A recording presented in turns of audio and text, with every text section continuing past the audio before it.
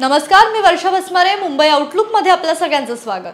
Everest जगातील उंच शिखरांपैकी एक आणि एव्हरेस्ट सर करण्याची इच्छा अनेकांची असते.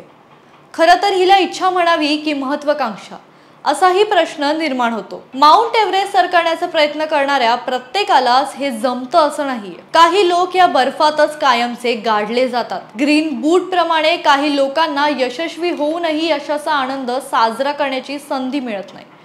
एव्हरेस्ट आत्तापूर्वी इतका कौतुकाचा विषय राहिलेला नाहीये, कारण आतापर्यंत सुमारे 4000 पेक्षा जास्त गिर्यारोहकांनी 7000 पेक्षा जास्त वेळा हा शिखर सर केलाय. त्यामुळे एव्हरेस्ट सर करणं ही काही नवीन महत्त्वाकांक्षा आहे किंवा नवे आव्हान आहे असं अजिबात नाहीये. मानवी हस्तक्षेपापासून दूर असलेला हा प्रदेश आता बऱ्यापैकी प्रदूषित झालाय. लोकांनी टाकून दिलेला कचरा, अनावश्यक वस्तू तर आहेतच, पण या पर्वतावर सुमारे 200हून अधिक मानवी मृतदेह सुद्धा आहेत. इतक्या प्रमाणात तिथे मृतदेह पडून आहेत. ते तिथून हटवण्याचे प्रयत्न का केले जात नाहीत? कारण मृतदेहांना असे बेवारस टाकून कुणीही त्याचा अवमान करू शकत नाही. हे खरं असलं तरी एव्हरेस्टवर ज्यांना मृत्यू येतो त्यांच्या बाबतीत मात्र एक दुर्दैवी आणि क्रूर सत्य आहे.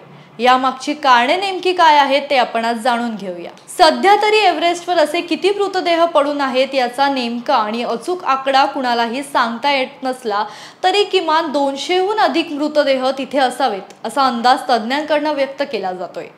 गिर्यारोहक आणि त्यांना मार्ग दाखवणारे शेर्पा तसेच बर्फाखाली हिमनद्यांमध्ये किंवा हिमवृष्टीमध्ये बुजून गेले आहेत.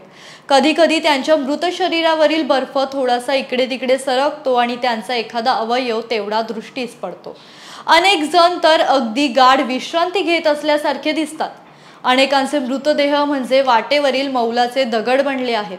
जणू ते सांगत आहेत की तुमचं यश आता इथून फारसं दूर नाहीये. माउंट एव्हरेस्टचा डेथ झोन म्हणजे 8000 मीटरपेक्षा जास्त उंचीचा भाग. या उंचीवर हवेतील ऑक्सिजनची पातळी मानवी शरीरासाठी आवश्यक असलेल्या पातळीपेक्षा खूप कमी असते. त्यामुळे या भागात जास्त वेळ राहिल्यास मानवी शरीर ऑक्सिजनच्या कमतरतेमुळे काम करणं थांबवतं आणि त्या व्यक्तीचा मृत्यू होतो. डेथ झोनमधून मृतदेह काढणं खूप धोकादायक आणि खर्चिक प्रक्रिया आहे. त्यासाठी विशेष तयारी आणि प्रशिक्षित लोकांची गरज आहे. मृतदेह काढताना बचाव पथकालाही धोका असतो, कारण त्यांनाही ऑक्सिजनच्या कमतरतेचा सामना करावा लागतो.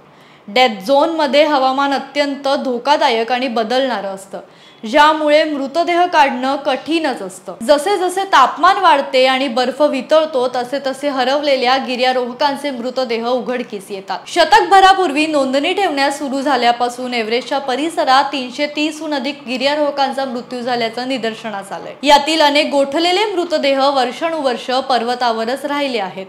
ते अनेकदा बर्फाखाली गाडले गेलेले असतात. मात्र हवामान बदलामुळे जागतिक तापमान वाढ होत असल्यामुळे पर्वतावरील बर्फाचा थळ आणि हिमनद्या वितळत आहेत. त्यामुळे हे मृतदेह आता समोर येत आहेत. 2019 मध्ये नेपाळ सरकारने एव्हरेस्टच्या परिसरातील मृतदेह काढण्यासाठी स्वच्छता मोहीम सुरू केली. गेल्या वर्षी पहिल्यांदा स्वच्छता पथकातील गिर्यारोहकांनी स्वतःचा जीव धोक्यात घालून एव्हरेस्टवरील सर्वात धोकादायक म्हणजे डेथ झोनवरून 5 मृतदेह बाहेर काढले.